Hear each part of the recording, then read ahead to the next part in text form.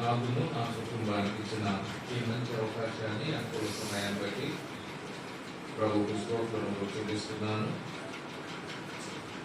మరి అవకాశం ఇచ్చిన పెద్దలు కృష్ణన్న గారికి, జాఫరన్న గారికి, ఓయి ప్రాంత పెద్దలకు, దైవ సేవకులకు నా ప్రత్యేకమైన వందనాలు తెలియజేస్తున్నాను.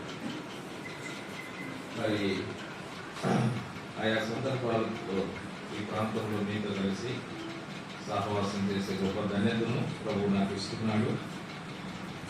గత 20 సంవత్సరాలుగా ఈ విధంగా ఆయా సందర్భాల్లో మీతో కలిసి సహవాసం చేసి సంతోషించడానికి, దేవుని వాక్యం అందించడానికి ప్రభువు నాకు ఇస్తున్న ఈ అవకాశాన్ని బట్టి, కృపను బట్టి నేను మరోసారి ప్రభు స్తోత్రములు చెల్లిస్తున్నాను. దేవుని వాక్యంలో నుండి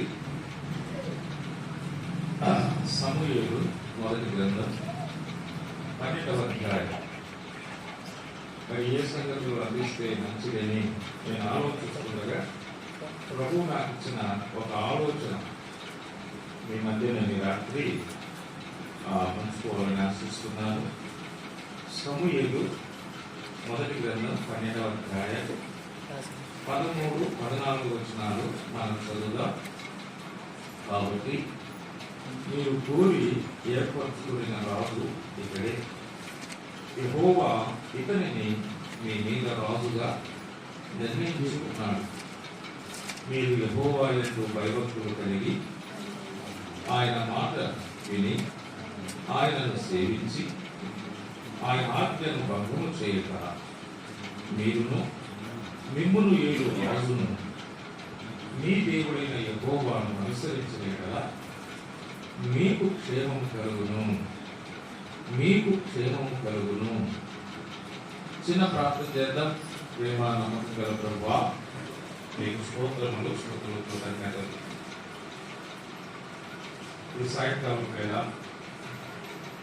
లోయ ప్రాంతంలో ఉన్న పెద్దలు, దైవ సేవకులందరూ కూడి ఈ విధంగా వేసుకోవాల్సిన పరిధులలో సువార్త ప్రకటించడానికి కృప చూపించారు. అలాగనే కూడి మీ నామమును కీర్తించడానికి, ప్రార్థించడానికి కృప చూపించారు. మేము కూడి మీ వాక్యమును వినే అవకాశం మాకు ఇచ్చినందుకే మీకు స్తోత్రములు చెల్లిస్తున్నాం. మరి ఈ ప్రాంతంలో మరి పెద్దలు జాగ్రత్తలు గారిని, ప్రసాదకులు గారిని, మరి అనేక మంది పెద్దలను మీరు వాడుకున్నారు. ప్రస్తుత కాలంలో కూడా పెద్దలుగా మరి కృష్ణన్న గారిని, జాఫరన్న గారిని మీరు వాడుకుంటున్నారు. ఇంకా ఆయా స్థానిక సంఘాల్లో ఉన్న పెద్దలను, దైవ సేవకులను ఈ ప్రాంతంలో సేవలో మీరు వాడుకుంటున్నారు. మీకు స్తోత్రపడతాయన. ఒక తరము తర్వాత మరొక తరాన్ని మీ పరిచయంలో మేము ఉపయోగిస్తున్నందుకే స్తోత్రాలు. మరి వేస్తవారిపేట స్థానిక సంఘ అవసరత నిమిత్తమై మా ప్రియుడు ప్రకాష్ గారి కుటుంబం మరి ఇక్కడ సేవ కోసం అప్పగించుకున్నందుకే స్తోత్రములు. మరి వారి సేవా పరిచర్య నిశ్చయముగా దీవించి ఆశీర్వాదించి ఈ నామాన్ని కనపరుచుకోవాలి. అలాగే ప్రతి దైవ సేవకుని వారి కుటుంబాలను దీవించండి, ఆశీర్వాదించండి. మరి హైదరాబాద్ నుంచి మా ప్రియుడు విమానేలు గారిని కూడా తీసుకొచ్చారు. భూమి నుంచి ప్రసాదం గారి కుటుంబాన్ని కూడా తీసుకొచ్చారు. మా ప్రభా, ఈ పరిచయంలో మేమందరం కూడా ఈ విధంగా మారివారయ్యే గొప్ప భాగ్యాన్ని ఇచ్చారు. మరి ఈ పరిచయం అంతా మాకు ఆనందకరంగా, ఆశీర్వాదకరంగా, నీకు మహిమకరంగా మార్చమని ప్రభు అయిన క్రీస్తు యేసు నామమున స్తోత్రం చెల్లిస్తూ వేడుచున్నాము తండ్రి. ప్రియమైన సహోదరి సహోదరులారా, సమూయేలు మొదటి గ్రంథం 12వ అధ్యాయం 13, 14 వచనాలు మనం చదువుకున్నాం. ఇక్కడ సమూయేలు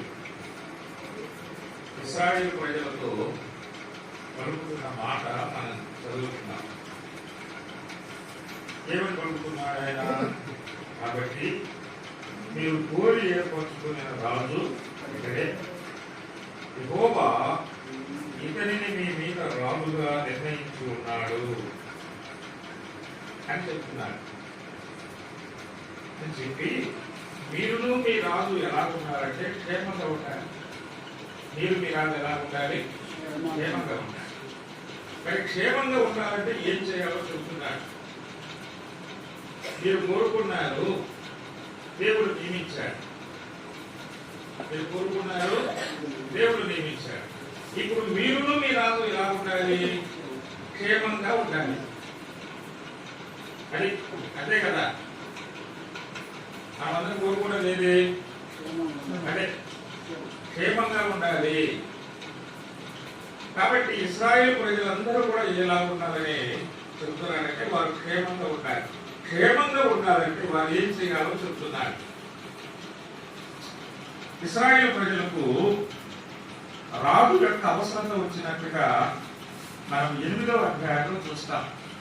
మొట్టమొదట మాకు రాజు కావాలని ఎప్పుడు కోరుకున్నారు వాళ్ళు? 8వ అధ్యాయంలో కోరినట్టుగా మనం చూస్తాం. 5వ వచనంలో, 8వ అధ్యాయము 5వ వచనంలో, చిత్తగించుము అయ్యా, నువ్వు వృద్ధుడవయ్యా, నీ కుమారుడు నీ ప్రవర్తన బట్టి ప్రవర్తన గలవారు కారు కనుక సకల జనుల మర్యాద చొప్పున మాకు ఒక రాజును నియమించుము, అతను మాకు న్యాయము తీర్చు. కాబట్టి రాజును గురించిన మొదటి మనం ఇక్కడ 8వ అధ్యాయంలో చేస్తున్నారు ప్రజలు. ఎవరికి చెప్పారంటే మొట్టమొదట ప్రవక్త అయిన సమూయేలుకు చెప్పారు మాట. సమూయేలు పోయి ఎవరికి చెప్పాడు? ఎవరికి చెప్పాడు? సమూయేలు పోయి దేవుడికి చెప్పాడు. సమూయేలు అడిగితే సమూయేలు వెళ్ళి దేవుని అడిగాడు. దేవుడు చెప్పాడు వారికి రాజు నియమించుము అన్నాడు. అయితే ఎవరిని రాజుగా నియమించాలి అంటే ఆ రాజును 9వ అధ్యాయంలో చూపించాడు. 9వ అధ్యాయంలో ఆ రాజును చూపించాడు. అంటే ఆ రాజును గుర్తించారు 9వ అధ్యాయం. 8వ అధ్యాయం రాజు కోసం ప్రార్థించారు. 9వ అధ్యాయం రాజును గుర్తించారు. రాజును గుర్తించారు 9వ అధ్యాయం. అదే మనకు కనపడుతుంది. తర్వాత 10వ అధ్యాయంలో గుర్తించినటువంటి రాజును ఏం చేశారు? అభిషేకించారు. గుర్తించిన రాజును ఏం చేశారు? అభిషేకించారు. 11వ అధ్యాయంలో ఏం చేశారు? అభిషేకించిన రాజుకి ఏం నేర్పించారు? అభిషేకం పొందిన రాజుకి ఏం నేర్పించారు? 11వ వచనంలో 14వ వచనం ఏం చెప్తుంది? మనకు గిల్గాలునకు వెళ్ళి రాజ్య పరిపాలన పద్ధతిని మరలా పద్ధతి నేర్పించాడు. ఏ పద్ధతి? ఏ పద్ధతి నేర్పించాడు? పరిపాలన పద్ధతి నేర్పించాడు. సమూయేలు ప్రార్థించారు, గుర్తించారు, అభిషేకించారు. అభిషేకించిన తర్వాత ఏం చేశారు? పరిపాలన పద్ధతి నేర్పించారు. మరి 11వ అధ్యాయం పరిపాలన పద్ధతి నేర్పించారు. 12వ అధ్యాయము పరిపాలన బాధ్యతలు అప్పగిస్తా ఉన్నాడు. 12వ అధ్యాయం ఏం చేస్తున్నాడు? పరిపాలన బాధ్యతలు అప్పగిస్తున్నాడు. ఆ బాధ్యతలు అప్పగించే సమయంలో సమూయేలు చేసిన గంభీరమైన ప్రసంగమే ఈ 12వ అధ్యాయం. ఆ బాధ్యతలు అప్పగించే విషయంలో సమూయేలు చేసిన గంభీరమైన ప్రసంగమే ఈ 12వ అధ్యాయం. ఆయన ప్రసంగంలో మొట్టమొదట సమూయేలు తన గురించి చెప్తున్నాడు. ఏం చెప్తున్నాడు? అక్కడ సమూయేలు ఆ ప్రసంగం చేసేటప్పుడు ఎవరెవరు ఉన్నారంటే ఇశ్రాయేలు ప్రజలు ఉన్నారు. తర్వాత ఇశ్రాయేలు కోరుకున్న రాజు సౌలు కూడా ఉన్నాడు. అదే సంగతులు చెప్తున్నాడు. 5వ వచనంలో చూడండి ఏమంటున్నాడు?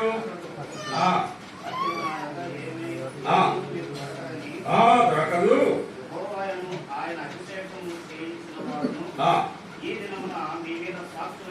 ఈ దినం ఎవరెవరున్నారంటే ఇదిగో యెహోవా అభిషేకించిన రాజు మీ మధ్య ఉన్నారు, మీరున్నారు. అంటే ఎవరి మధ్య ఈ ప్రసంగం చేస్తున్నారు? అభిషేకించబడిన రాజు, ఆ రాజును కోరుకున్న ప్రజలు, వారి మధ్య ఈ ప్రసంగం చేస్తా ఉన్నాడు. అది ఇది సమూయేలు ప్రసంగం తర్వాత సమూయేలు పరిపాలన బాధ్యతలు ఎవరికి అప్పగిస్తాడు? సౌలుకి అప్పగిస్తాడు. ఆయన ప్రసంగం ఏమని చేస్తున్నాడో మనం చూడాలి. ఆయన ప్రసంగాన్ని మనం తెలుసుకోవాలి. ఏం చెప్తున్నాడు ఆయన ప్రసంగం చూడండి. అంటే సమూయేలు కంటే ముందుగా ఎవరున్నారు? సౌలు కంటే ముందుగా ఎవరున్నారు? సమూయేలు ఉన్నాడు. సమూయేలు న్యాయాధిపతిగా ఉన్నాడు అప్పుడు. ఇప్పుడు వీళ్ళేమంటున్నారంటే మాకు రాజు నియమిస్తే అతను మాకు న్యాయం తీరుస్తారు అంటున్నారు. అంటే అంతకుముందు ఉన్న న్యాయాధిపతి గురించి ప్రస్తుతం వస్తున్న న్యాయాధిపతి తెలుసుకోవాలి. ఏమండి? తెలుసుకోవాలి. అందుకే ఆయన చెప్తున్నాడు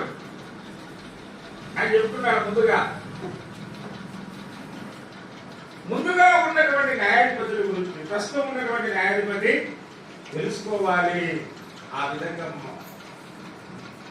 మలుచుకోవాలి అన్న ఉద్దేశంతో ఈ మాట చెప్తున్నాడు.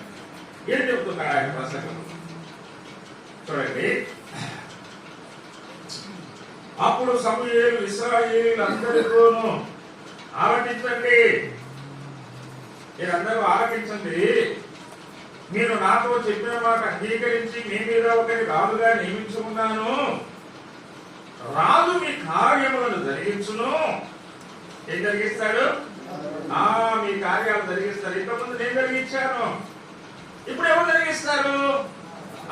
మీరు కోరుకున్న ఈ రాజు జరిగిస్తారు అని చెప్తున్నారు. జరిగించును. నేను తల నెరిసిన ముసిలివాడను, సౌలేమో యవనస్తుడు. అంతే కదా, ఇంట్లో కూడా కావాలనేది. నేను ముసలోను రా, ఈ బాధ్యతలు వేరా చూడాలి చెప్తా ఉంటారు కదా. ఇది చెప్తున్నాడు ఆయన. నేను తల నెరిసిన ముసలివాడను, నా కుమారుడు మీ మధ్య ఉన్నారు. బాల్యము నుండి నేటి వరకు నేను మీ కార్యములు జరిగించుతూ వచ్చింది. చూడండి, అక్కడి నుండి జరిగిస్తూ వచ్చాడు. బాల్యం నుండి దేవుని కార్యాలు జరిగిస్తూ వచ్చాడు. సమూయేలు బాల్యము నుండి నేను మీ మధ్య కార్యములు జరిగిస్తూ వచ్చిన వాడను అని చెప్తాను. సమూయేలు యొక్క కార్యాలు చాలా గంభీరమైనవి. బాల్యము నుండే ఎప్పుడైతే ఆయన పాలు తాగడం మానుకున్నాడో అప్పుడు తీసుకొచ్చి ఎక్కడ వదిలిపెట్టింది వాళ్ళ అమ్మగారు? మందిరంలో వదిలిపెట్టింది. చూడండి, మనం బలిలో వదిలిపెడతాం. పాలు మర్చిపోగానే మనం ఎక్కడ వదిలిపెడతాం? మనం బలిలో వదిలిపెడితే ఆమె గుళ్ళో వదిలిపెట్టింది. మనకు బడి ముఖ్యము, వాళ్ళ అమ్మకు గుడి ముఖ్యము. గుడి ముఖ్యం, వాళ్ళ అమ్మ గుడి ముఖ్యము. ఆ పిల్లోనికి కూడా ఏం ముఖ్యము? గుడి ముఖ్యం. అందుకే వాళ్ళ అమ్మ గురించి చెప్తున్నా, మా పిల్లల గురించి చెప్తున్నా. మన గురించి మన పిల్లల గురించి కూడా చెప్పాలి. మనం పోయిన తర్వాత మనకి ఏది ముఖ్యమైతే అదే అని చెప్తా. చూడండి, ఆ తర్వాత ఏమన్నాడు? బాల్యము నుండి నేటి వరకు మీ కార్యములు జరిగించుతూ వచ్చింది. ఇదిగో నేనున్నాను, నేను ఎవరి ఎద్దునైనా తీసుకుంటున్నా. ఆయన ప్రసంగం ఎట్లుందంటే సవాలుతో కూడిందిగా ఉంది. సవాల్ చేస్తా ఉన్నాడు. ఇశ్రాయేలు ప్రజల మధ్య నిలబడి ఒక సవాల్ తీసుకుంటున్నాడు. సమూయేలు సేవ సవాలుతో కూడింది.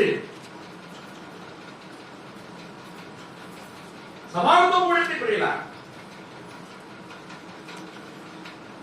చూడండి, ఆయన అంటున్నమాట ఎవరి ఎత్తునైనా తీసుకుంటున్నా అన్నాడు. తర్వాత ఎవరి గాఢాభములైన పట్టుకుంటున్నా, ఎవరికైనా అన్యాయం చేసి తినా, ఎవరినైనా బాధ పెట్టి తినా, న్యాయము నాకు అగపడకుండా ఎవరి ఎత్తైనా లంచము పుచ్చుకుంటున్నా. అన్ని క్వశ్చన్ మార్కులు వేస్తున్నాడు. ఏ క్వశ్చన్ వేసినా కూడా జవాబు చెప్పాలి.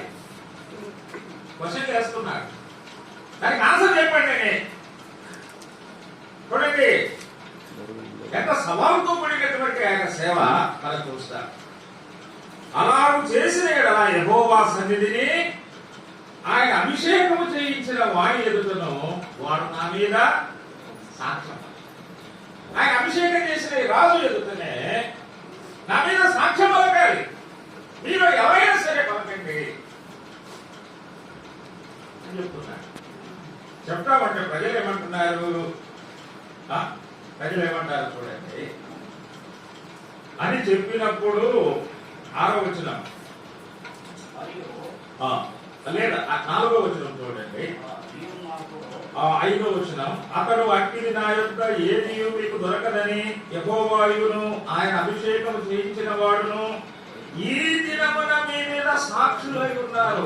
ఏది దొరకదు అన్నాడు. నా దగ్గర మీకు ఏది దొరకదు. చూడండి అప్ప ఎంత సభ. మన దగ్గర చాలా దొరుకుతాయి, ఆయన దగ్గర ఏమి దొరకదు. మన దగ్గర చాలా దొరుకుతాయి కానీ సమూయేలు దగ్గర ఒకటి కూడా దొరకదు, ఏమీ దొరకదు అన్న. మీరు దొరికిందే చెప్పండి, చెప్పండి దొరికిందే. బాల్యము నుండి ఆయన వృద్ధాప్యం వరకు ఎట్లా సవాలుతో కూడినటువంటి సేవ చేశాడు. మీకు ఎవరికి ఏమి దొరకదు అన్నాడు. చూడండి ప్రియమైన దేవుని బిడ్డలారా, ప్రజలు కూడా ఏమన్నారు? 4వ వచనంలో ఏ అన్యాయమైనను ఏ బాధ అయినను చెయ్యలేదు, ఏ మనుషుని యొక్క గాని నీవు దేనినైనను. ఆయన చెప్తున్నాడు ఏదైనా దొరుకుతుందా చెప్పండి అంటే, అయ్యా ఏమి దొరకలేదయ్యా. నువ్వు ఎవరికి అన్యాయం చేయలేదు, ఎవరిని బాధ పెట్టలేదు. నీవిచ్చే సాంఖ్యము 100% కరెక్ట్ అని మేమేం చేస్తున్నాను? నేను దాన్ని ఆమోదం చేస్తున్నాను. దేవుని యొక్క ఆమోదం పొందినవాడు సమూయేలు, ప్రజల యొక్క ఆమోదం పొందినవాడు.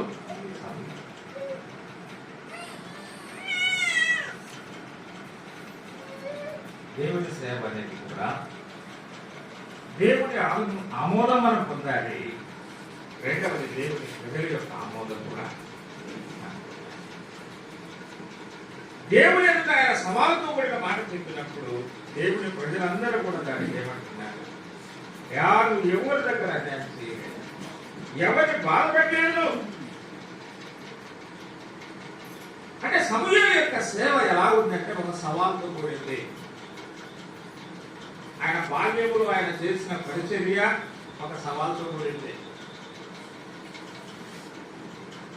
ఏలి కుమారుల ఎదుట ఆయన పరిచర్య చేస్తున్నప్పుడు ఏలి కుమారులు తప్పుడు పనులు చేస్తా ఉన్నారు. ఆయన ప్రవర్తన ఒక సవాలుతో కూడింది. సమూయేలు యొక్క ప్రార్థన, ఆయనకు ప్రార్థన చేయని వారిలో ఎవరున్నారు? ఆయన పరిచర్య ఒక సవాలుతో కూడింది, ఆయన ప్రవర్తన ఒక సవాలుతో కూడింది, ఆయన ప్రార్థన ఒక సవాలుతో కూడింది, ఆయన పరిపాలన కూడా ఒక సవాలుతో కూడింది. తన పరిచర్య విషయంలో సవాలు చేస్తున్నాడు, తన ప్రవర్తన విషయంలో సవాలు విసురుతున్నాడు, తన ప్రార్థన విషయంలో సవాలు విసురుతున్నాడు, తన పరిపాలన విషయంలో కూడా ఆయన సవాలు. అంటే ఒక సవాలుతో కూడినటువంటి సేవను ఆయన జరిగించాడు.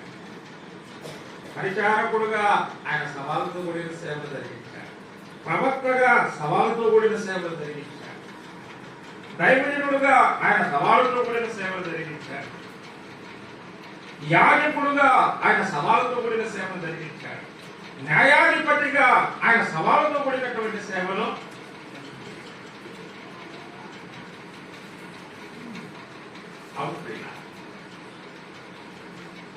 అంటే సౌలు కంటే ముందుగా ఉన్నటువంటి సమూయేలు యొక్క పరిచర్య విధానం, సమూయేలు యొక్క ప్రార్థన విధానం, సమూయేలు యొక్క ప్రవర్తన విధానం, సమూయేలు యొక్క పరిపాలన విధానం, సమూయేలు యొక్క ప్రసంగ విధానం అంటే మనకంటే ముందుగా ఉన్న వారిని మనం ఏం చేయాలి? మనకంటే ముందుగా ఉన్నవారు మనం తీసుకోవాలి, వారిని ఆదర్శం. అది క్రీడ. మనకంటే ముందుగా ఉన్న వారి యొక్క ఆదర్శాలు మనం తీసుకోవాలి. అందుకే తన ఆదర్శవంతమైన జీవితాన్ని సౌలు ఎదుట, జనుల ఎదుట ఏం చేస్తున్నాడు? ఆయన తెలియచేస్తా ఉన్నాడు. కాబట్టి మనకంటే ముందుగా పరిచర్య చేసిన వారు, ప్రార్థన చేసిన వారు, ప్రతిపాదన చేసిన వారు, ప్రసంగం చేసిన వారు, సవాళ్ళతో కూడినటువంటి పరిచర్య జరిగించి దేవుని నామాన్ని మహిమపరిచిన వారు, దేవుని సంఘాలకు క్షేమం కలిగించిన వారు, వారి యొక్క అనుభవాలను మనం తప్పకుండా స్వీకరించాలి. అందుకే సమూయేలు తన అనుభవాలను తెలియచేస్తున్నాడు.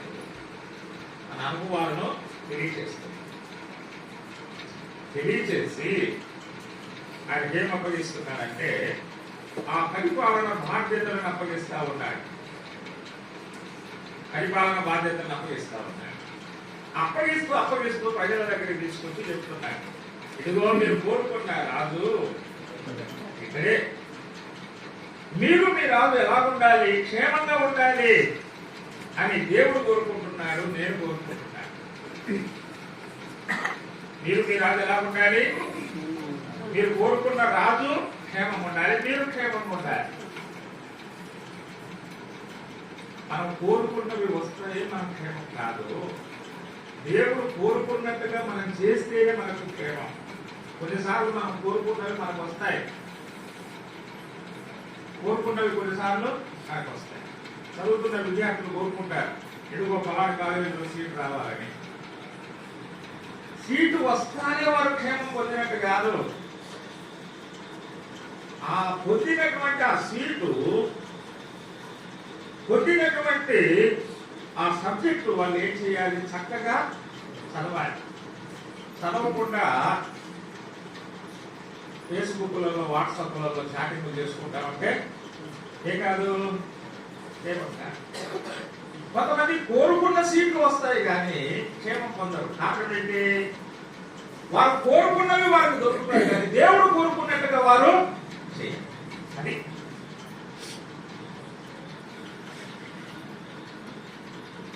కొన్నిసార్లు మనం కోరుకున్నట్టుగా ఉద్యోగాలు వస్తాయి కానీ ఇతరులను అప్పు అడుగుతూ ఉంటాం. ఎందుకు అడుగుతూ ఉంటాం? మనకే తెలియదు. చూడండి, ఎందుకయ్యా నువ్వు ఇతరులను అప్పులు అడుగుతున్నా? ఉద్యోగం ఉందంటే ఏసీ కొలు పట్టుకున్నారన్నారు. పేరు అబ్రహాం లింకన్. అబ్రహాం లింకన్ ఎవరు పట్టుకున్నారంట? కోరుకున్న ఉద్యోగం వచ్చింది, ఉద్యోగం చేయకుండా ఏం చేస్తున్నాడు? ఉద్యోగం చేస్తున్నాడు, టేబుల్ మీద జీతం తీసుకుంటున్నాడు, టేబుల్ కింద లంచం తీసుకుంటున్నాడు, ఏసీ బిల్లు వచ్చి పట్టుకున్నాడు. ఉద్యోగం కోరుకున్న ఉద్యోగం వచ్చింది కానీ క్షేమం లేదు. అంటే దేవుడు కోరుకున్నట్టు కాబట్టి కొన్నిసార్లు కోరుకున్న భర్తలు వస్తారు, కోరుకున్న భార్యలు వస్తారు, క్షేమం లేదంట. కోరుకున్న భర్తలు వచ్చినారు, కోరుకున్న భార్యలు వచ్చారు, ఏం లేదట? క్షేమం. ఎందుకు లేదు? కోరుకున్న భర్త వచ్చినాడు కానీ దేవుడు కోరుకున్నట్టుగా ప్రేమించడం లేదు వాడు భార్య. దేవుడు ఏం కోరుకుంటున్నాడు? క్రీస్తు సంఘమును ప్రేమించినట్టుగా పురుషుడు తన భార్యను. మనవాడు ఏం చేస్తున్నాడు? సాతాను వేధించినట్టుగా వేధిస్తున్నాడు. క్రీస్తు ప్రేమించినట్టుగా ప్రేమించాల్సింది పోయి సాతాను వేధించినట్టుగా భార్యను వేధిస్తున్నాడు. శాడిస్ట్ గా మాట్లాడు, సైంటిస్ట్ గా మారితే బాగుండేది. క్షేమం లేదు కోరుకున్న భర్త వచ్చిన. కొంతమంది కోరుకున్న భార్యలు వస్తారు, కోరుకున్న భార్య వచ్చినంత మాత్రమే. కారణం ఏమిటి? సంఘం క్రీస్తుకు లోబడినట్టుగా భార్యలు తమ భర్తలకు ఏం కావాలి? నేను లోపడను అంటాడు.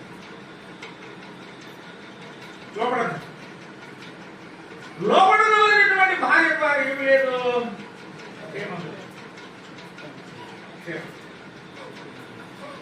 కొంతమంది కోరుకున్న అల్లుళ్ళు వస్తారు. కోరుకున్నానన్నా ఇంజనీర్ రావాలని వచ్చినాడు, ఇంజనీర్ రావాలని వచ్చినాడు. మన ఇంజనీర్ ఏం చేస్తున్నాడు, మెకానిక్ చేస్తున్నాడు. అల్లుడు అంటే గిల్లుడని గిల్లుకుంటా ఉన్నాడు. కోరుకున్న అల్లుడు వచ్చినాడు కదా, ఏం లేడు,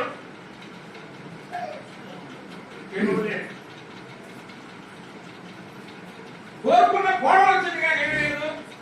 ఏముంది కారణం ఏమిటి? కారణం ఏమిటి?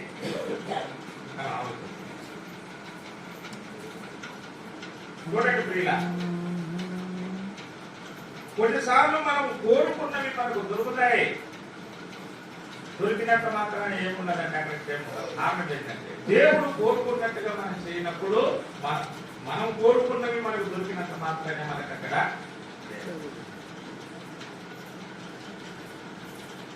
ఇలాగ అనేక విషయాలు మనం చెప్పాలి. కొన్నిసార్లు మన కృపావరాలు ఉంటాయి, మనం కోరుకునే కృపావరాలు. బాగా మంచి నేను గాయకుడు కావాలి, నేను మంచి ప్రసంగికుడు కావాలి, కృపావరాలు వచ్చింది. కోరుకున్న వరాలు మనకు వచ్చింటాయి కానీ మన ద్వారా క్షేమం ఉండాలి. కారణం ఏమిటి? వరాలతో పాటు అతిశయపడు వచ్చింటాయి. సాతాను కూడా అంతే కదా. మిగతా దేవదూతలకు లేని వరాలు ఎవరుకున్నాయి? ఋషిపడుతున్నాయి.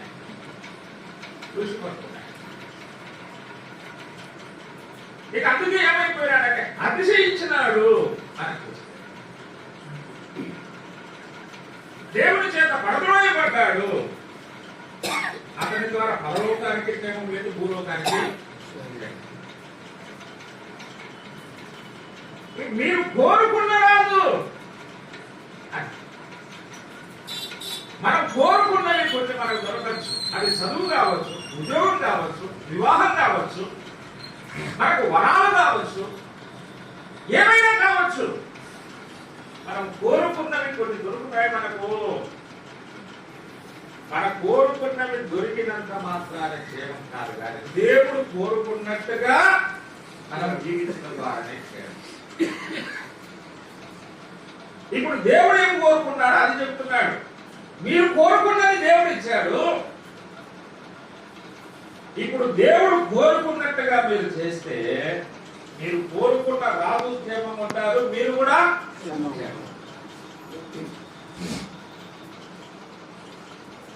అని చెప్తున్నారు. దానికోసం ఏం చేయాలో అక్కడ చెప్తున్నారు. దేవుడు కోరినట్టుగా మీరు చేయాలి. ఏం కోరుతున్నాడు దేవుడు? 14వ వచనంలో ఆయన మాట విని. నెంబర్ 1 ఎవరి మాట వినాలి? దేవుని మాట మనం వినాలి. మనం కోరుకున్నవి మనకు దొరికిన మంచిదే. మనం కోరుకున్న వాటి ద్వారా క్షేమం కాదు కానీ దేవుని మాట వినుట ద్వారా మనకు క్షేమము. అది యెహోవా మాట విని అన్నాడు. దేవుని సేవలో ముఖ్యంగా పెద్దలుగా, సేవకులుగా, విశ్వాసులుగా మనం ఎవరి మాట వినాలి? దేవుని మాట వినాలి. బైబిల్ గ్రంథంలో మనం చూద్దాం దేవుని మాట గురించి. దేవుడు ఏమని చెప్తాడు? దేవుని మాట గురించి 22వ వచనం 15వ అధ్యాయము సమూయేలు మొదటి గ్రంథం 15:22 ఏమంటాడు? అందుకు సమూయేలు తాను సెలవిచ్చిన ఆజ్ఞను ఒకడు గైకొనుట వలన యెహోవా సంతోషించున్నట్లు ఒకడు దహన బలులను అర్పించుట వలన ఆయన సంతోషించునా? ఆలోచించుము. బలులు అర్పించుట కంటే ఆజ్ఞను గైకొనుటయు పొట్టేళ్లకు అర్పించుట కంటే మాట వినుటయు. నా మాట వినాలి, అది శ్రేష్టమైంది. అయితే సౌలు గారు మనం గమనించినప్పుడు ఇక్కడ చూడండి, ఈయన ఏమంటాడు ఒకసారి మనం గమనిద్దాం. ఆ మాట వినాలంటే సౌలు ఏమంటారంటే 13వ అధ్యాయం 12వ వచనం. ఇంకను యెహోవాను శాంతిపరచక మునుపే ఫిలిష్తీయులు గిల్గాలునకు వచ్చి నా మీద పడుదులనుకొని నా అంతట నేను సాహసించి నా అంతట నేను అన్నాడు. బలి ఎవరు అర్పించాలి? ఎవరు అర్పించాలి బలి? యాజకుడు అర్పించాలి. యాజకుడుగా అప్పుడు ఎవరున్నారంటే సమూయేలు ఉన్నారు. సమూయేలు రావడం ఆలస్యమైపోయింది. ఫిలిష్తీయులు వచ్చి నా మీద పడతారనుకొని నేను భయపడి నా అంతట నేను సాహసించి నేనేం చేశాను? దహన బలి అర్పించాను. అంటే ఎవరి మాట విన్నట్టు? దేవుడి మాట విన్నట్ట? ఎవరి మాట విన్నట్టు? అంటే తన మాట తను వింటున్నాడు. నేను అంటే అర్థమైంది, నా మాట నేను వింటున్నాను. అంటే నా మనసుకు అలాగ పోసింది, నేను అది చేశాను అని చెప్తున్నాడు ఇక్కడ. ఇక 15వ అధ్యాయంలో చూడండి. 15వ అధ్యాయంలో ఏమంటారు? 15వ అధ్యాయం 13వ వచనం. 13వ వచనం ఏమంటారు? ఇదే 15వ అధ్యాయమే 13వ వచనం. తర్వాత అతడు సౌలు నోటికి వచ్చాడు. సౌలు, యెహోవా వలన నీకు ఆశీర్వాదం కలుగునుగాక. యెహోవా ఆజ్ఞను నేను నెరవేర్చింది అనగా అలాగైతే నాకు వినపడుతున్న గొర్రెలర్పులు ఎట్ల రగ్గలను ఎక్కడికి అడిగాను. అందుకు సౌలు చెప్తున్నాడు, అమాలేకీయుల యొద్ద నుండి జనులు వీటిని తీసుకొని వచ్చి నీ దేవుడైన యెహోవాకు బలులు అర్పించుటకు జనులు గొర్రెలలోను ఎడ్లలోను మంచి వాటిని ఉండనిచ్చి మిగిలిన వాటిని ఎవరు తీసుకొచ్చారు అంటున్నాడు? జనులు అన్నాడు. అంతకుముందు ఏమన్నాడు? నేను అన్నాడు. ఇప్పుడు ఏమంటున్నాడు? అంటే అప్పుడేమో నా మాట నేను విన్నాను, ఇప్పుడు ఎవరు మాట వింటున్నాను? ఇప్పుడు జనులు మాట వింటున్నాను. ఇక తర్వాత ఎవరు మాట విన్నాడు చూడండి. 28వ అధ్యాయం. ఇప్పుడు 28వ అధ్యాయం 7వ వచనం. అప్పుడు సౌలు, నా కొరకు మీరు నగ్న పిశాచము గల స్త్రీని కనుగొనడి. ఇప్పుడు ఎవరు మాట వింటున్నాడు? ఇప్పుడు శివుడు సాతాను మాట వింటా ఉన్నాడు. నగ్న పిశాచం కలిగిన స్త్రీ దగ్గరికి పోయి యుద్ధంలో ఓడిపోతానో గెలుస్తానో తెలుసుకోవాలని ఆమెను కనుగొనమంటున్నాడు. అంతకుముందు ఆమె వెళ్ళగొట్టాడు, వాళ్ళందరినీ వెళ్ళగొట్టాడు ఆయన. ఈ వెళ్ళగొట్టిన వాళ్ళ దగ్గరికి ఇప్పుడు మళ్ళీ మీరు వెళ్ళండి, వాళ్ళని కనుగొనండి, నేను వచ్చి విచారణ చేస్తానన్నాడు. ఒక మాంత్రికురాలు దగ్గరికి వెళ్ళడానికి ఇది ఎవరి మాట వింటున్నాడు? సాతాను మాట. కొన్నిసార్లు మన మాట మనం వింటాము, కొన్నిసార్లు మనం జనుల మాట వింటాము, కొన్నిసార్లు సాతాను మాట మనం వింటాము. దేవుడు ఏమంటాడు? మీరు నా మాట వింటేనే మీకు క్షేమంగా ఉంటుంది. మీరు రాజు నా మాట వినాలి, మీరు నా మాట వినాలి, ఇది క్షేమంగా ఉండాలి. నీ మాట ప్రకారం కాదు, జనుల మాట ప్రకారం కాదు, సాధారణ మాట ప్రకారంగా కాదు, నా మాట ప్రకారం, నా మాట విని దానిని గైకొనవలెను. నిజమైన సేవకులమైన విశ్వాసులమైన మన మాట చెల్లాలని కాదు, జనుల మాట చెల్లాలని కాదు, సాతాను మాట చెల్లాలి.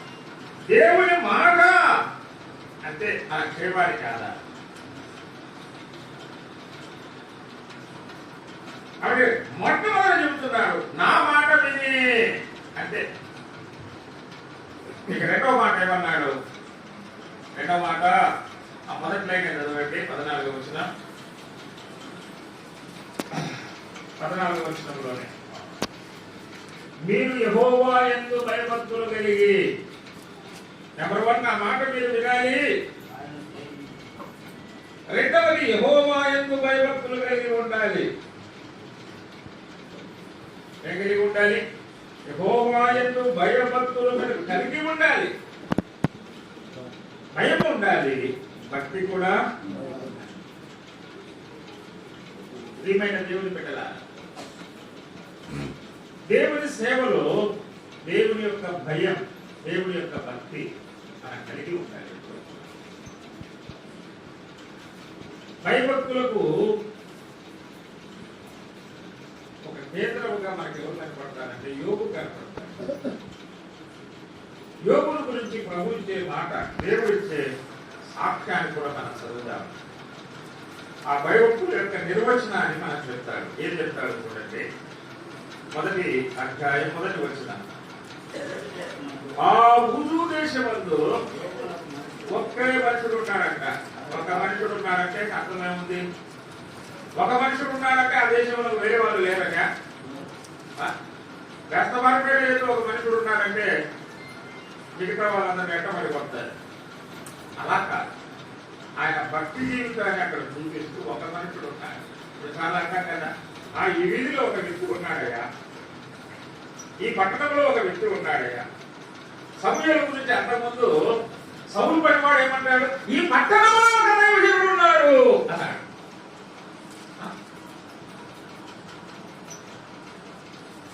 అక్కడ మనం వెళ్తున్న సంగతి, మనం వెళుతున్న సంగతి, మనం దేని కోసం అయితే వెతుకుతున్నామో దాని గురించిన సంగతులు మనకు తెలియజేస్తాడు. దైవజనుడు అంటే మ్యాన్ ఆఫ్ గాడ్, అతడు దేవునితో ఉండేవాడు.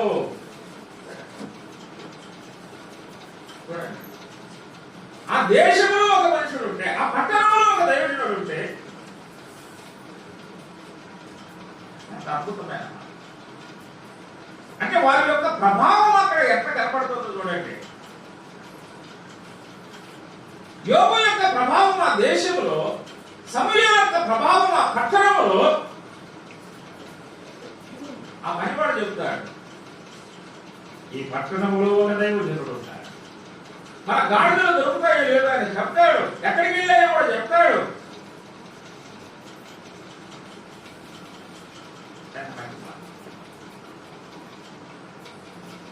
ఇక్కడ అదే చెప్తున్నాడు. ఊజు దేశంలో ఎవరున్నాడు? యోబు అనే ఒక మనుషుడు ఉన్నాడు. అతను ఎటువంటి వాడు? యథార్థవంతుడయ్యా, న్యాయవంతుడు, దేవుని యందు భయభక్తులు కలిగి చెడుతనము విసర్జించిన వాడు. అంటే యోబు యొక్క భయభక్తుల గురించి పైన చెప్పాడు, యోబు యొక్క ఆస్తిపాస్తుల గురించి కింద చెప్పాడు. పెద్దలమైన, సేవకులమైన, విశ్వాసులమైన మనకు భయభక్తులు కలిగిన జీవితం పైన ఉండాలి, ఆస్తిపాస్తులు కింద ఉండాలి.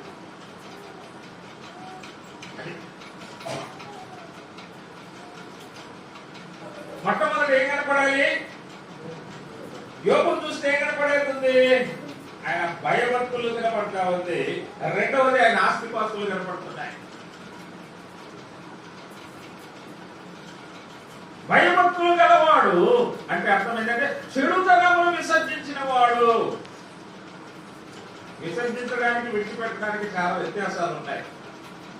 ఇప్పుడు మనమందరం చెప్పులు విడిచిపెట్టాము, మళ్ళీ పోయేటప్పుడు ఆగడతా అంటాం, నాకు చెప్పులే నా ఈడే ఉన్నాయన్నా, ఈడే విడిచిపెట్టినానన్నా, పొరపాటున కనపడకపోతే మీరే తిరిగేయాలన్నా, వేసాలు పెట్టుకోవచ్చు, పోగొట్టుకుంటే మీకు చెడ్డ పేరు వస్తుంది, నేను కూడా చెప్పుకోవచ్చు. అంటే మనం విడిచిపెట్టి వచ్చినాక మళ్ళీ మనం ఏం చేస్తామంటే పోయేటప్పుడు మళ్ళీ తగిలించుకొని పోతాం. ఆయన విసర్జించినది గడువు చేసింది, వస్తా ఏం చేశాను అంటే పోయేటప్పుడు నేను అని అంటేనే ఎక్కడ ఉంది అంటావా? అదేం చేసాము? దాన్ని విసర్జించేసాము. దాన్ని మళ్ళీ దానికోసం వెతుకులాడుకోం, అది ఎక్కడ ఉంటారో దొరికితే మళ్ళీ తీసుకోమని చెప్పి చెప్పులు వెతుకులాడుతున్నాను. విడిచిపెట్టినవి మళ్ళీ తగిలించుకుంటాము, విసర్జించినవి ఎక్కడ కూడా మళ్ళీ. అంటే ఈ చెడుతనాన్ని మనం విసర్జించిన తర్వాత మళ్ళీ అది మన దగ్గరికి రాకూడదు. అది కనపడకూడదు, ఆ ఛాయలలో కనపడకూడదు. చెప్పులైతే ప్రస్తుతానికి విడిచిపెట్టాం, మళ్ళీ తగ్గించుకుంటాం. కానీ చెడుతనం ప్రస్తుతానికి విడిచిపెట్టడం కాదు, మన అవసరత తీయడం కోసం మనం విడిచిపెట్టడం కాదు. ఒక మాట కొడుకున్నాడు, మరి కాలు శక్తికి అయింది, వాడు వచ్చి నా కాలు పట్టుకున్నాడు. అరే నా కాలు పట్టుకోకూడదులే, ఎస్ఐ కాలు పట్టుకోవాలంటే నువ్వే చేస్తాను మనం మాట్లాడు. ఎందుకంటే వారికి అవసరం వచ్చింది. నేను ఏసైని కాదులే, ఏసై సేవకుని చెప్పు ఏసై సంగతి అంటే నా కాలు ఆపరేషన్ చేయించే నేను తెచ్చి కోసం అమ్మ అంటాడు. నెల్లూరు తీసుకెళ్ళి చేయించిన వాడు చర్చికి రావడంలో కానీ సభ పోతున్నాడు నమ్మకంగా. అంటే ఇప్పుడు మన ఆపరేషన్ జరగడానికి వాడు విడిచిపెట్టాడు, అప్పుడు తాగడానికి కొన్ని రోజులు. మనకి ఆపరేషన్ తిరుగుతారే, మళ్ళీ దేవుడు కాలు తెచ్చుకొని తాగుతా తింటా తిరుగుతా ఉన్నాడు.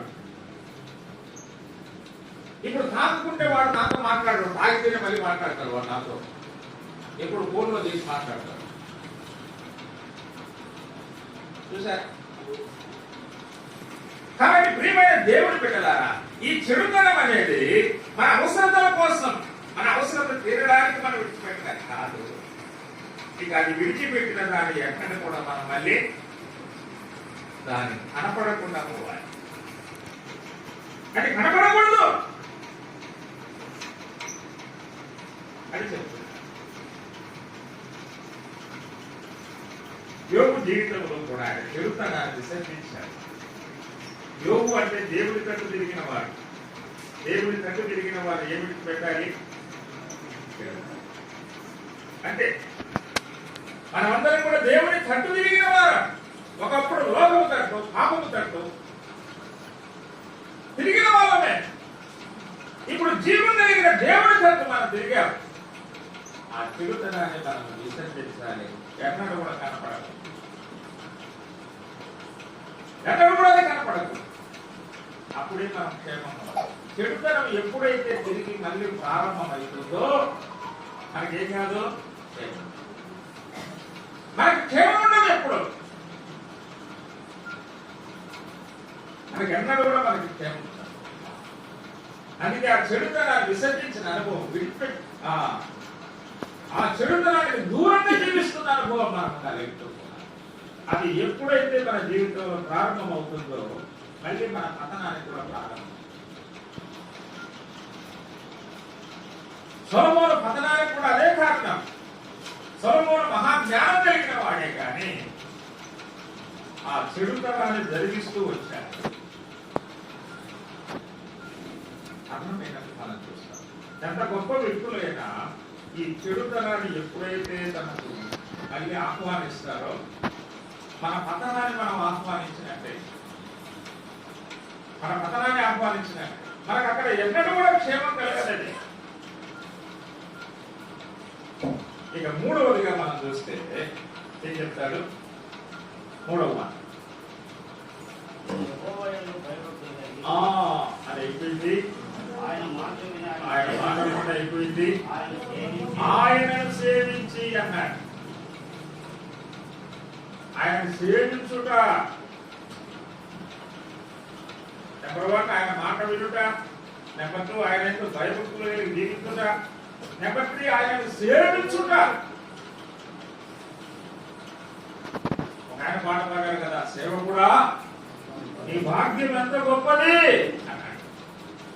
వాస్తవమే, మన భాగ్యం ఎంత గొప్పది. బిల్లి గ్రహం గారు ఒకసారి మాట్లాడుతూ ఆయన కూర్చోయిన మాట ఏంటంటే ఆత్మపూర్ణుడై కలిగినటువంటి మాట. యేసు ప్రభు వారు ఆయన చనిపోయి సమాధి చేయబడి 40 రోజులు సజీవుడిగా తను తాను కనపరుచుకొని పరలోకానికి ఆయన వెళ్ళిపోయాడు. తండ్రి చిత్తమును నెరవేర్చి బిల్లి గ్రహం గారు ఆత్మపూర్ణుడిగా చేయబడి ఆయన పలుకుతారు ఒక మాట. యేసు ప్రభు వారు పరలోకానికి వెళ్ళినప్పుడు పరలోకంలో ఉన్న దూత ధనమంతా కూడా ఆనందించి ప్రభు స్వాగతం చేశారంట. స్వాగతం చెప్పి ప్రభు దగ్గరికి వచ్చి ఒక మాట్లాడారు. ప్రభువా, 33 సంవత్సరాలు భూమి మీద తండ్రి చిత్తాన్ని నువ్వు నెరవేర్చి వచ్చావు కదా, ఇంకా ఏదైనా పని ఉంటే అది మాకు చెప్పండి, ఆ పని వెళ్ళి మేము ఎక్కడ భూమి మీద జరిగిస్తూ వస్తామా అన్నాడు. అప్పుడు ప్రభు చెప్పిన మాట, ఆయన ఆత్మకునుడిగా చెప్పిన మాట ఏంటంటే, భూమి మీద నా పని యొక్క బాధ్యతను ఎవరికి అప్పగించాను? నా సేవకులకు అప్పగించాను. ఆ బాధ్యతను మీకు అప్పగించాను. అంటే పరలోకంలో ఉన్న దేవతలకు కూడా, దేవదూతలకు కూడా అప్పగించబడినటువంటి ఆ బాధ్యతను ఎవరికి అప్పగించాడు? మనకు అప్పగించాడు. అది గొప్ప సంగతి. పరలోకంలో దేవదూతలకు ఆ బాధ్యత అప్పగిస్తే వాళ్ళు ఏం చేస్తారు? 24 hours వాళ్ళ సర్వీస్ అంతా కంప్లీట్ చేసి రిపోర్ట్ ఇస్తారు. అక్కడికి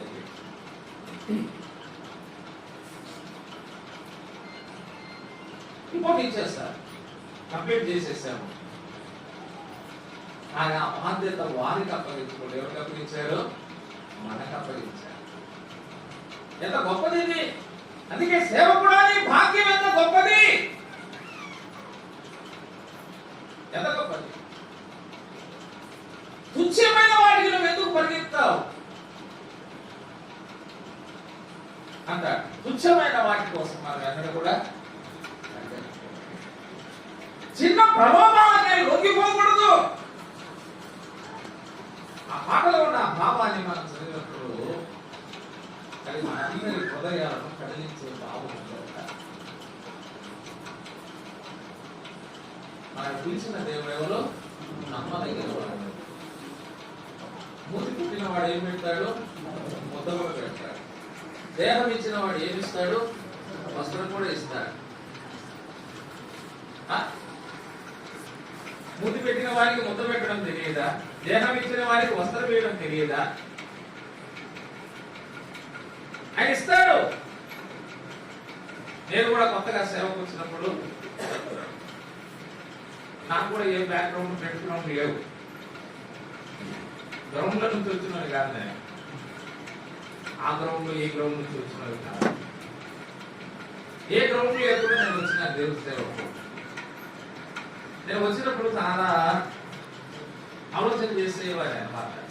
ప్రభు పిలిచింది వాస్తవం, సంఘం గుర్తించింది వాస్తవం, సేవకు అప్పగించింది వాస్తవం, కానీ ఏ బ్యాక్గ్రౌండ్ కూడా లేదు. మనం కొన్నిసార్లు ఏమనుకుంటామంటే, ఆయనకేమయ్యా బ్యాక్గ్రౌండ్ ఉంది, బ్యాక్గ్రౌండ్ల ద్వారా సేవ చేసే సేవ కాదు. బ్యాక్గ్రౌండ్ల ద్వారా, ఫ్రంట్ గ్రౌండ్ల ద్వారా సేవ చేయలేము. మన బ్యాక్ ఎవరు ఉండాలి? మన ఫ్రంట్ ఎవరు ఉండాలి? అది మన గ్రౌండ్. ఎవరో ఉంటే మనం ఏదో చేస్తాము. ఇది సరైన ఆలోచన కూడా కాదు. సరైన ఆలోచన కూడా అవును ప్రియుల, సరైన ఆలోచన కూడా. తర్వాత నా మిస్సెస్ జాబ్ వచ్చింది. ఆమె జాబ్ చేస్తున్నా కూడా నాకు సాటిస్ఫై లేదు. ఇక్కడే కదా మీ మధ్యన చేసింది ఆమె. 4 years కూడా ఇక్కడ చేసింది. గవర్నమెంట్ ల్యాబ్ చేసింది. ఎందుకంటే పిలిచిన దేవుడు ఎవరంటే నమ్మదగిన వాడు. వాగ్దానం చేసిన దేవుడు ఉంటే సమర్థుడు. సమర్థుడంటే ఇదిగో నేను ఆదుకున్న నా సేవకుడు.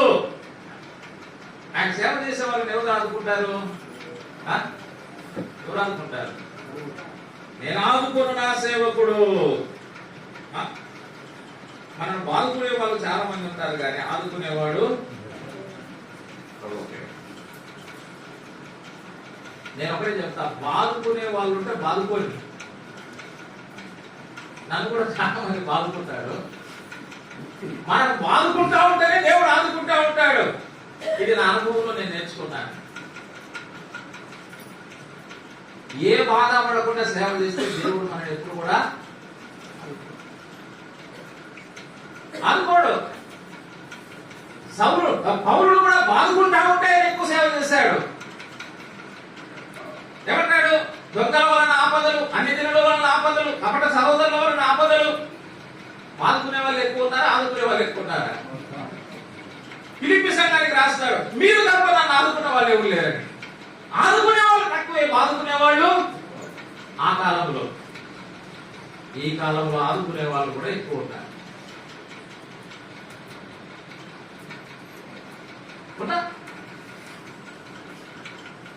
కాబట్టి ప్రియమైన దేవుని బిడ్డలారా, దేవుని సేవ అనేది దేవదూతలకు కూడా అప్పగించబడినటువంటి గొప్ప ధన్యతను దేవుడు మనకు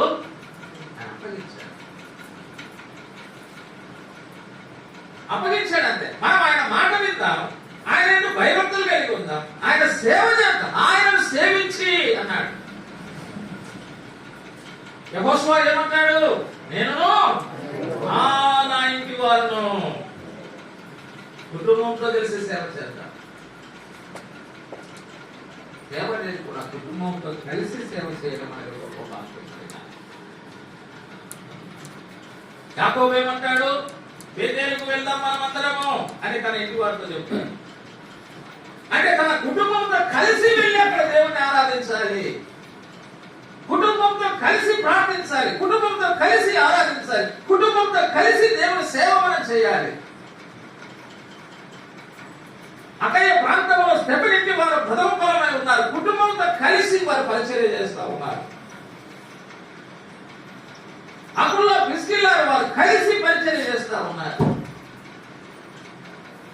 దేవుని సేవలో మన కుటుంబంతో మనం సేవ చేయడం గొప్ప బాధ్యత. గొప్ప బాధ్యత. మన కుటుంబంతో ప్రభువుని సేవిస్తే మన పిల్లలు కూడా వారి కుటుంబాలతో కూడా ప్రభువుని ఏం చేస్తారు? వారి పిల్లలు కూడా కుటుంబంతో ప్రభువుని సేవిస్తారు. ఒక్కరిని ఆదుకున్న దేవుడు ఇద్దరిని ఆదుకుంటాడు, ఇద్దరిని ఆదుకున్న దేవుడు ముగ్గురిని ఆదుకుంటాడు, ముగ్గురిని ఆదుకున్న దేవుడు నలుగురిని ఆదుకుంటాడు, నలుగురిని ఆదుకున్న దేవుడు ఒకటి. నేను మొట్టమొదటి ఒక్కనే పెళ్లి కాకముందే సేవకు వచ్చాను. తర్వాత పెళ్లి అయింది, ఇద్దరమైన, తర్వాత ముగ్గురు అయినారు, తర్వాత నలుగురు అయినారు, తర్వాత ఐదుగురు అయినారు, తర్వాత మా తల్లిదండ్రులు కూడా యాడ్ అయినారు. మొత్తం 7 అయినా కూడా దేవుడు ఏం చేశాడు? కొన్నిసార్లు ఏమనుకుంటామంటే దేవుడు అంతమందిని ఆదుకోలేడేమబ్బా అని మనం అనుకుంటున్నాం. ఇశ్రాయేలు ప్రజలు ఒకసారి మోషే దగ్గరికి వచ్చారు. మోషే దగ్గరికి వచ్చి అందరూ ఒకేసారి ఏం కావాలన్నారు? మాకు మాంసం కావాలా ఏడుస్తారు. అందరికి తెలిసి ఒకేసారి మాంసం కావాలని ఏడుస్తా ఉన్నారు. మోషేకి అర్థం కాదు, మోషే ఏడుస్తున్నాడు. మోషే దగ్గరికి వచ్చి వాళ్ళు ఏడుస్తే మోషే దేవుడి దగ్గరకు ఏడుస్తున్నాడు. ఇంతమందికి మాంసం పెట్టాలంటే ఎక్కడ తీసుకొచ్చి పెట్టారు? ఎన్ని గొర్రెలకు కొయ్యాలా? సముద్రంకు పోయి ఎన్ని చేపలు తీసుకొచ్చి పెట్టాలా? ఎంతమంది దాన్ని ఎత్తి ఏడుస్తావు అని మోషే ఏడుస్తా ఉన్నాడు. ఎవరి దగ్గర? దేవుని దగ్గర. అప్పుడు దేవుడు ఇచ్చిన ఒక సమాధానం, మోషే మోషే వాళ్ళు నీ దగ్గర ఏడుస్తున్నారని నువ్వు నా దగ్గర ఎందుకు ఏడుస్తున్నావు? యెహోవా బాహుబలము తక్కువైనదా? ఆపా అనుకుంటున్నావా? కొన్నిసార్లు మనమేమనుకుంటామంటే దేవుడు నాకు ఒక్కడికి ఎదురు చూస్తాడన్నా, మా పిల్లలు కాదు చూస్తాడు, మా పిల్లలు కాదు చూస్తాడన్నా, మా పేరెంట్స్ కూడా ఆడ చూస్తాడన్నా. అంటే అర్థం ఏముంది? అంటే దేవుడి యొక్క బాహుబలము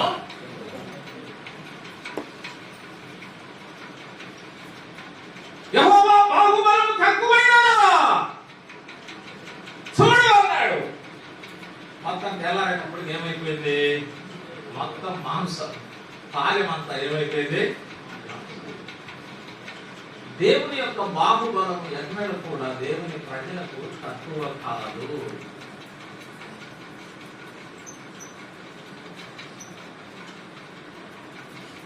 మనం దేవుని ఎలా సేవించాలంటే విశ్వాసంతో మనం సేవించాలి, విధేయతతో మనం సేవించాలి. చాలాసార్లు మన విశ్వాసం తక్కువైతుంది, మన విధేయత తక్కువైతుంది, కానీ దేవుని యొక్క బాహుబలం ఎన్నడూ కూడా తక్కువ కాలేడు కూడా, ఆయన కారాలేడు కూడా. కాబట్టి విశ్వాసంతో మనం సేవ చేద్దాం, విధేయతతో మనం సేవ చేద్దాం. కుటుంబంతో కలిసి దేవుని యొక్క బాహుబలం ఎన్నడూ కూడా తక్కువ కాదు కూడా. నా బిడ్డకు మెడిసిన్లో సీట్ వచ్చింది, మీకు తెలుసు కదా అందరికీ. ఒక సహోదరుడు ఇచ్చే సాక్ష్యం ఏంటంటే, అన్న దేవుని కొరకు అక్కడ ల్యాబ్ టెక్నీషియన్ ఉద్యోగం దొరుకుతుంది, దానికి ప్రతిఫలంగా దేవుడు మీకు ఏమిచ్చాడు, ఎంబీబీఎస్ సీట్ ఇచ్చాడన్న అన్నాడు. అంటే దేవుడు అన్యాయస్తుడా? దేవుడు అన్యాయస్తుడా? నా బిడ్డ ఎక్కడ చదువుతుందో తెలుసా? చైతన్యంలో కాదు, నారాయణలో కాదు, గవర్నమెంట్ స్కూల్లో, మున్సిపాలిటీ స్కూల్లో 10th క్లాస్ చదివింది, ఇంటర్మీడియట్ ఏపీఆర్ చేస్తూ చదువుకుంది. ఏ ఖర్చు పెట్టుకోకుండానే చదివింది. అనుకున్నా ఎంత కాలేజీలు చదివించే డాక్టర్లు వెళ్తారన్నా, ఇంజనీర్లు వెళ్తారన్నా, ఐఏఎస్లు వెళ్తారన్నా, పెద్ద కాలేజీలు కాదు, పెద్ద విశ్వాసం మనకు కలిగి ఉంటారు దేవుని మీద.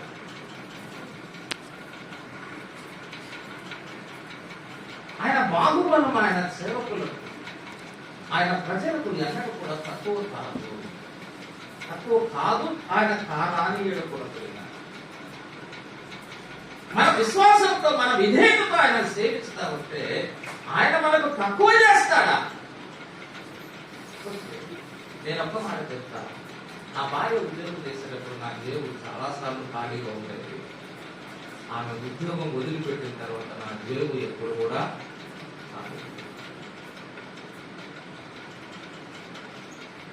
ఇది నేను చెప్తాను. నా అనుకోకూడదు. కొన్నిసార్లు మనకు భయాలు కదా, దయ్యాలంటే భయం లేదు, కానీ మనకు ఏదంటే భయమో, ఇదేంటే భయం. ఎప్పుడు కూడా, ఎన్నడూ కూడా నా దేవులో కానీ, నా అకౌంట్లో కానీ, మా ఇంట్లో కానీ ఎన్నడూ కూడా ఖాళీగా కనిపించినట్టు నేను చూడలేదు.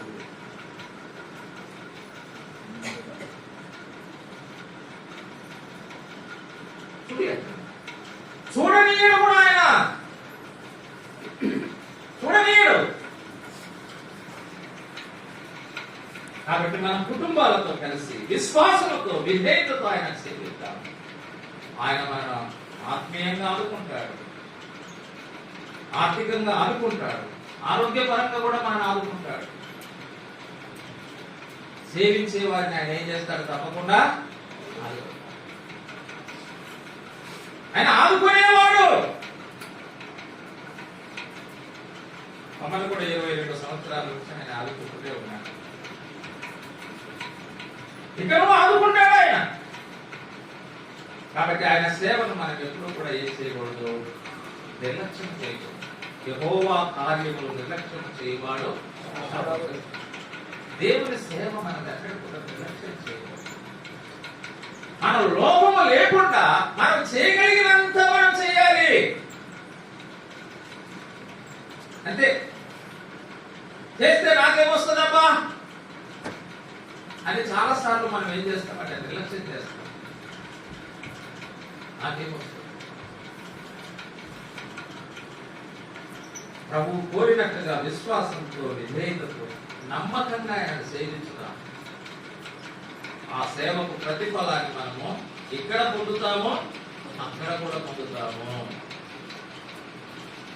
ఇక్కడ పొందుతాము, అక్కడ కూడా పొందుతాము. ప్రియులా, దేవుడు అన్యాయస్తుడు కాదు, ఆపోడు.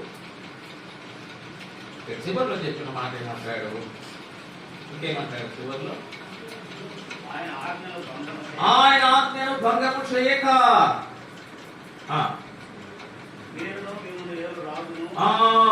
మీరును మిమ్మల్ని ఏలు రాజును మీ దేవుడైన యెహోవాను అనుసరించుడి, మీకు క్షేమం కలుగు. ఆయన ఆజ్ఞలను మీరు ఎప్పుడు కూడా ఏం చేయకూడదు? భంగము చేయకూడదు.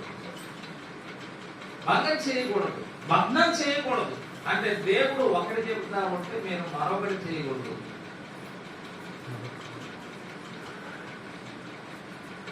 దేవుడు ఏం చెప్తాడో అదే మీరు చేయండి, అదే మీరు చేయండి. దేవుడు ఏం చెప్పమన్నాడు? వందనాలు బ్రదర్ అంటే హల్లెలూయా అంటే అంటే ఏం అర్థం ఏముంటుంది? దేవుడు ఒకటి చెప్తా ఉంటాం, మూడు చెప్తుంది. వందనాలు బ్రదర్ అంటే ప్రైజ్ ది లార్డ్ అంటే ఇవి నేను చిన్న ఒక విషయం చెప్తున్నాను అన్నమాట.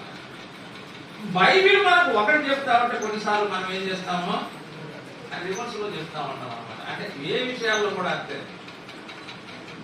ఇది ఎక్కడి నుంచి వచ్చింది? మనకు ఏదైనా తోట నుంచి వచ్చింది.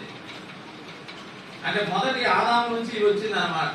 తినద్దంటే తింటా, ఉండద్దంటే ఉంటా. ఇవి కొన్ని మనకు మొదటి నుంచి ఎక్కడి నుంచి వచ్చినాయంటే ఈ మొదటి ఆదాము నుంచి వచ్చినాయి. కానీ కడపటి ఆదాము నుంచి మనకి ఏమొచ్చినాయి? దేవుడు ఏది చెప్తాడో అదే చెయ్యాలి,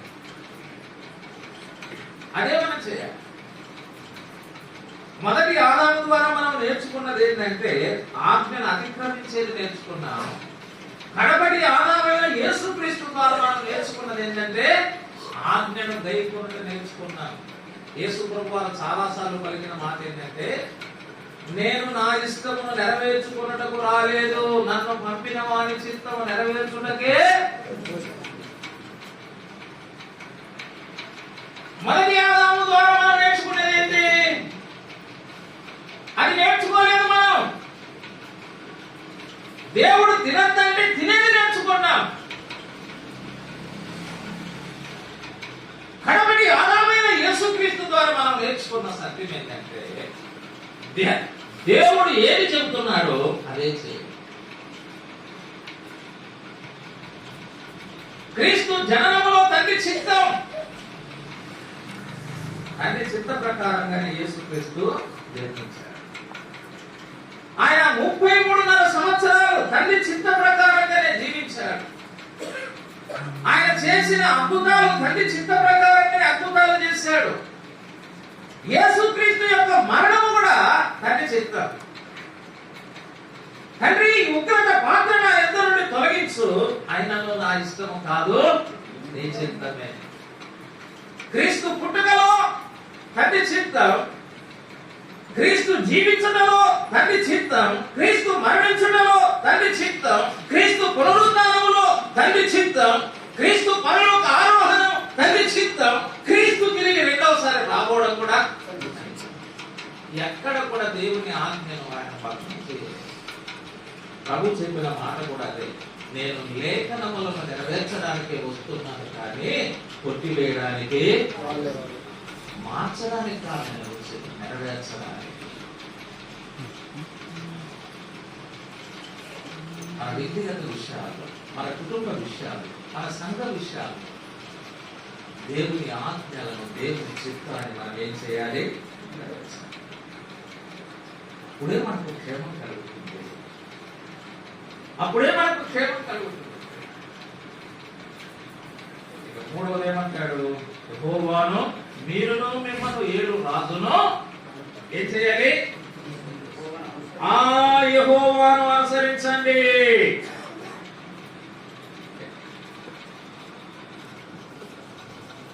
మీరు అనుసరించాలి, మిమ్మల్ని 7 రాజు అనుసరించాలి, మీరు కోరుకున్న రాజు అనుసరించాలి.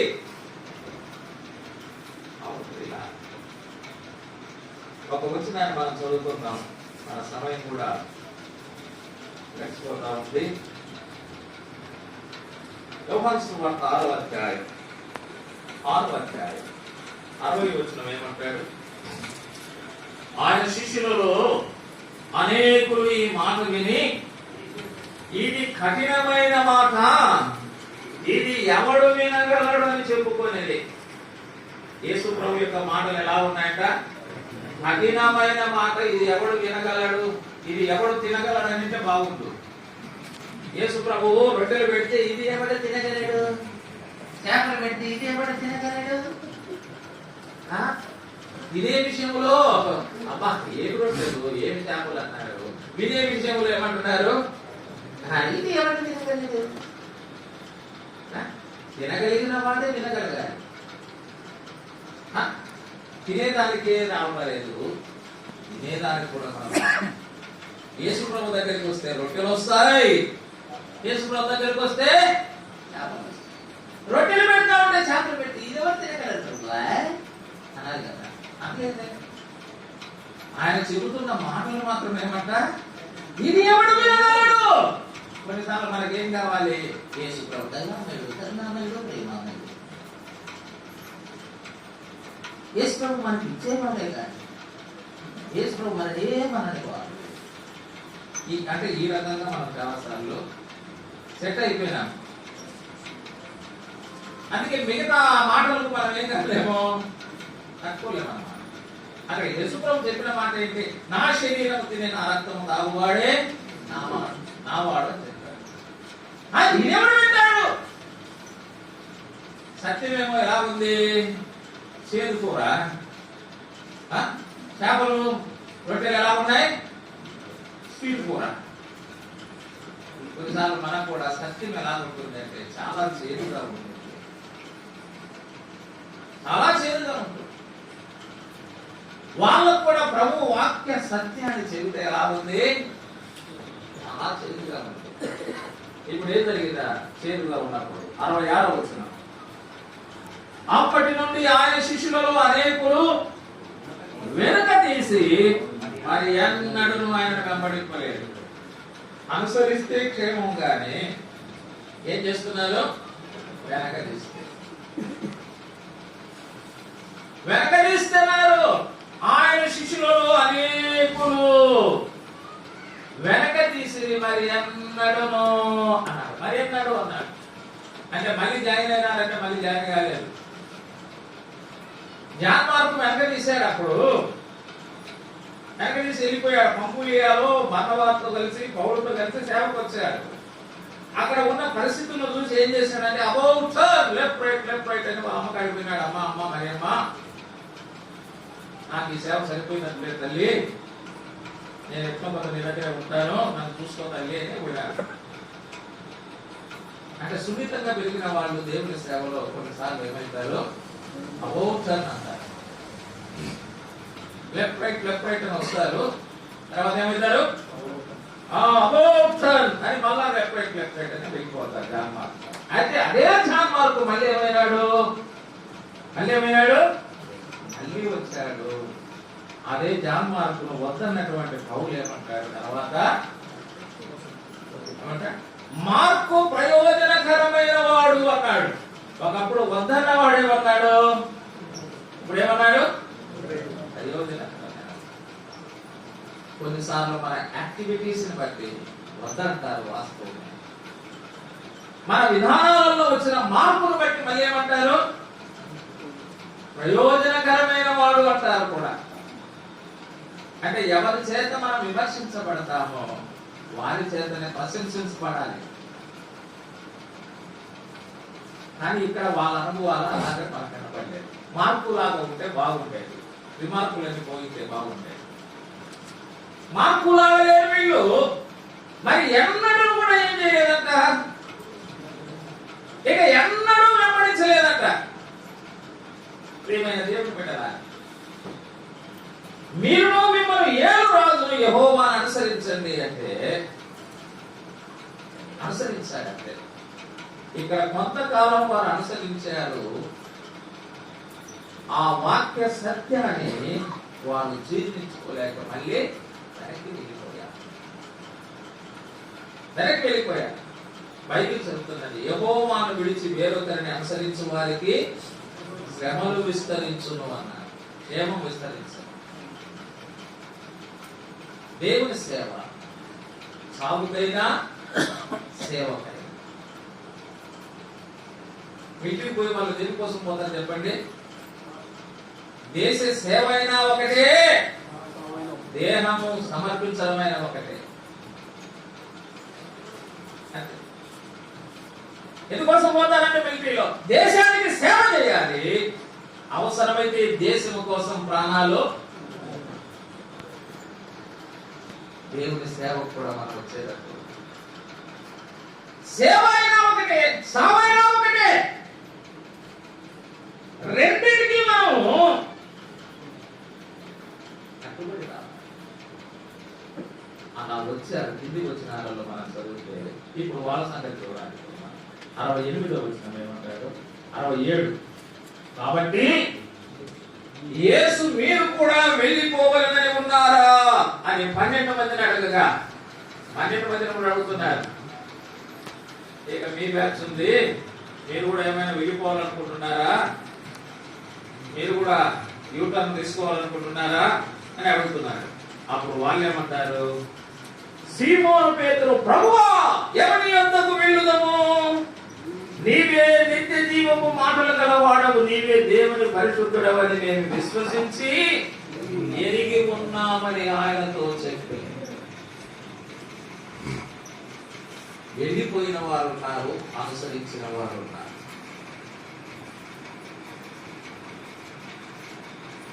ఎవరిని వాడుకున్నాడు ప్రభు? చివరి వరకు తనను అనుసరించిన వారినే వాడుకున్నాడు. నిన్ను నన్ను దేవుడు తన సేవలో వాడుకోవాలని ఆశిస్తున్నాడు.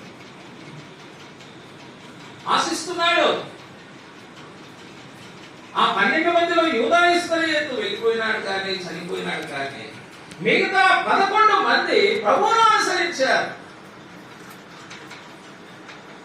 వారిలో ఒక శిష్యుడైనటువంటి తోమా మన దేశానికి వచ్చాడు.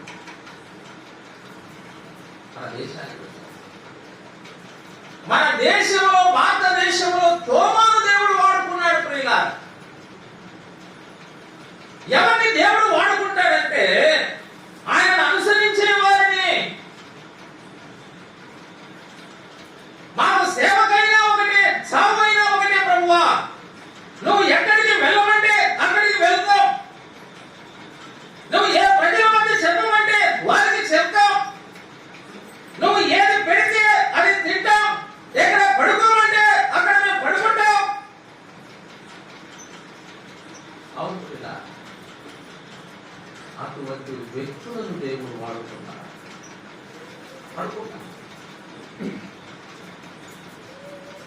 అందుకే వారి చరిత్ర ఇప్పుడు మనం ఏం చేస్తున్నామో వారి ప్రాంతంలో చాలా మంది పెద్దలు మన మధ్య లేరు. జాతీయకులు గారు, ప్రసాదంకులు గారు చింతాకుడిని నీళ్లు తాగి సేవ చేశారని ఆస్పత్రి. అంటే ఈనాడు మనకు అటువంటి పరిస్థితులు ఎక్కడ లేవు. అందుకే వారిని దేవుడు వాడుకున్నాడు. అంతే, మనం వాడుకుంటాడు. మీరు మీ రాజుని యెహోవాను అనుసరించండి. ఆయన అనుసరించిన శిష్యులను ప్రపంచ దేశాలకు పంపించి ప్రపంచ వ్యాప్తంగా క్రీస్తు సంఘాలను దేవుడు స్థాపించాడు. వారి ద్వారా ప్రపంచానికి క్షేమం కలుగుతుంది.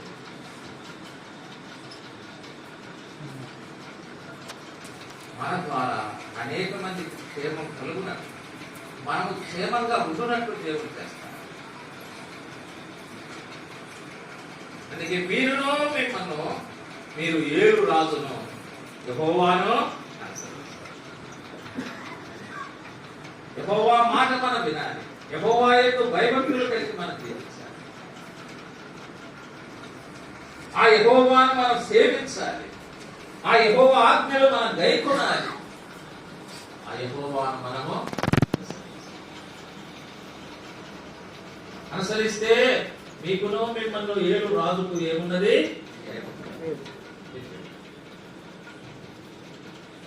వారు కోరుకున్న రాజు, వారు గుర్తించిన రాజు, వారు అభిషేకించిన రాజు, వారు పరిపాలన పద్ధతులు నేర్పించిన రాజు, వారు పరిపాలన బాధ్యతలు అప్పగించిన రాజు.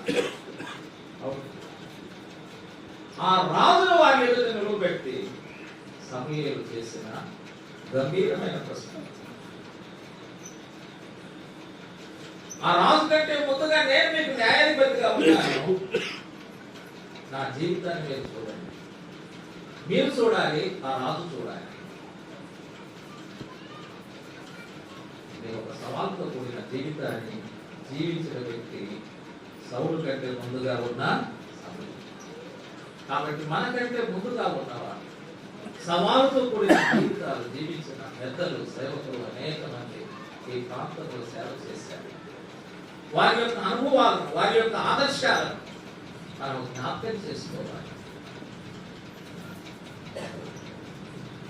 దేవుని వాక్యం ఏం చెబుతుందో దానిని మనము కైకొనాలి. అప్పుడే మనకి ఏమున్నది? క్షేమమున్నది. కీర్తనాకారుడు అదే చెబుతాడు, నీవే ప్రభుడవు, నీకంటే క్షేమాధారం మాకు ఎక్కడ లేదు. మన ప్రభువు కంటే మనకు క్షేమాధారం ఎక్కడ లేదు. ఆయన దగ్గరే మనకు క్షేమం ఉంది. ఆయనకు వేరుగా ఉంటే క్షేమం ఉంది. లోకములో పాపములో క్షేమం ఉంది, ప్రభువులో మనకు క్షేమం ఉంది. ప్రియమైన సహోదరుడా సహోదరి, ఇంకా లోకములో ఉన్నావా, పాపములో ఉన్నావా, అక్కడ క్షేమం ఉన్నది. నేనైనా ప్రభువులోకి నువ్వు రా. పరలోకము నుండి దిగి వచ్చిన ప్రభు, పాపల కొరకు ప్రాణం పెట్టిన ప్రభు, సమాధి చేయబడిన ప్రభు, తిరిగి లేచిన ప్రభు, పరలోకానికి ఆరోహణైన ప్రభు, తిరిగి ఆయన సంఘం కోసం రాబోతున్న ప్రభు. ఆ ప్రభువును నమ్మకుండా అలాగనే జీవితాన్ని కొనసాగిస్తున్నావా? నీకెక్కడికి క్షేమం లేదు. ఏదైనా యేసుక్రీస్తునందు విశ్వాసం ఉంచి పాపాలు ఒప్పుకొని క్షమాపణ పొంది మీరును మీ కుటుంబాలు క్షేమాన్ని పొందాలని, పరలోక రాజ్యాన్ని చేరాలని ప్రభు పేరిట మనవి చేస్తూ ఈ మాటలు ముగిస్తున్నాను. ఈ అవకాశం ఇచ్చిన పెద్దలకు నా నిండు వందనాలు. థాంక్యూ.